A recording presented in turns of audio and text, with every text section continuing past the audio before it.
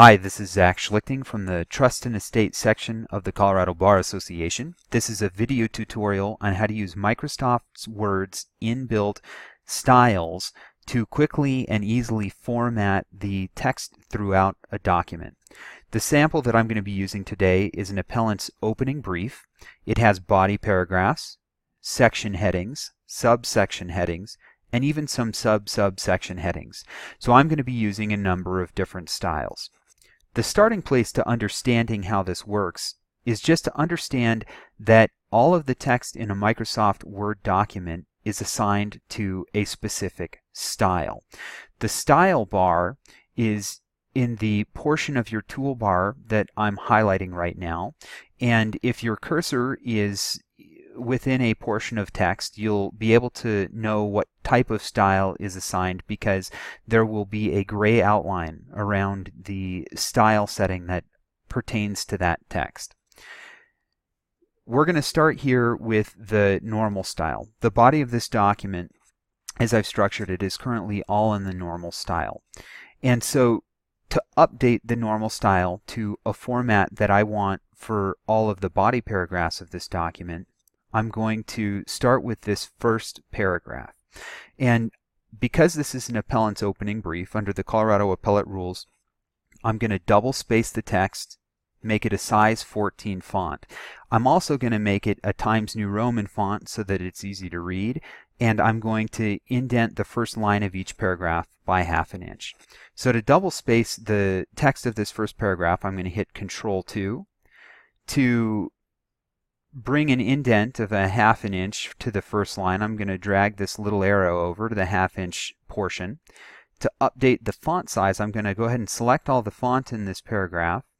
I'm going to just turn it into size 14 font. There's a keyboard shortcut for this as well, which is Control close bracket. Control open bracket will reduce the size. Control close bracket will increase the size of text within a Word document.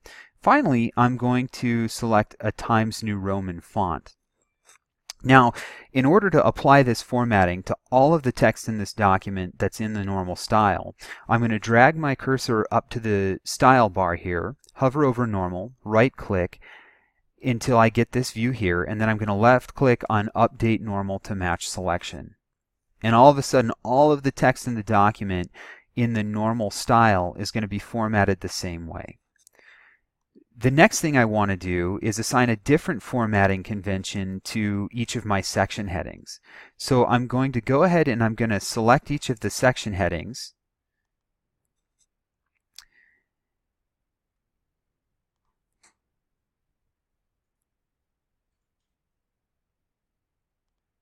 And then I'm going to assign to these section headings the heading 1 style by left clicking on heading 1.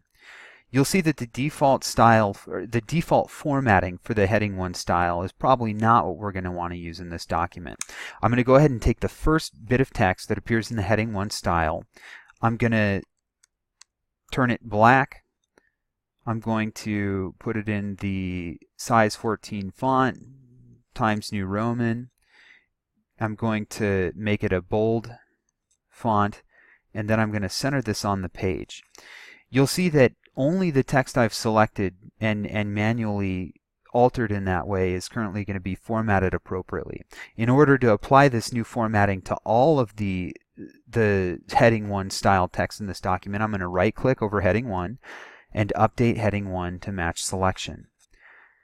Next step here is going to be to grab all of the text for the subsection headings. So there's not going to be much text of this type in this document, but appellate's first argument and the appellant's second argument are going to be my subsection titles.